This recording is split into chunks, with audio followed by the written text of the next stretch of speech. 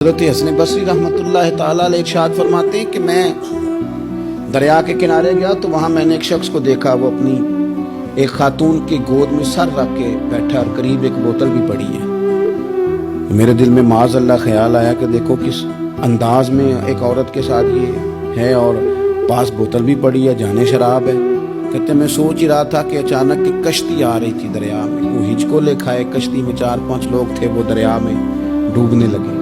وہ آدمی تیزی سے اٹھا، دریا میں چھلانگ لگائی، پہلے ایک کو نکالا، پھر دوسرا نکالا، پھر تیسرا نکالا، ایک بندہ رہ گیا۔ کہنے لگا حضور مجھے تو آپ نے گناہگار سمجھا، میں تو بڑے غلط انداز میں جہاں بیٹھا ہوں، آپ نے جو سوچا چلیں گے چوتھا بندہ آپ نکالنا ہے، کرے نا یہ کام، کرے نا یہ کام۔ بڑے بھولے بھالے، بڑے اللہ والے، ریاض آپ کو بس ہم ہی جانتے ہیں، اتنی جلدی فتویٰ۔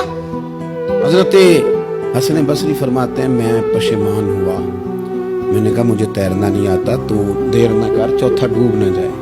پھر اس نے چھلانگ لگائی، چوتھا بھی نکال لایا اور کہنے لگا حضرت آپ نے جلدی کی سوچنے میں، یہ بی بی میری ماں ہے اور یہ سرکے کی بوتل ہے۔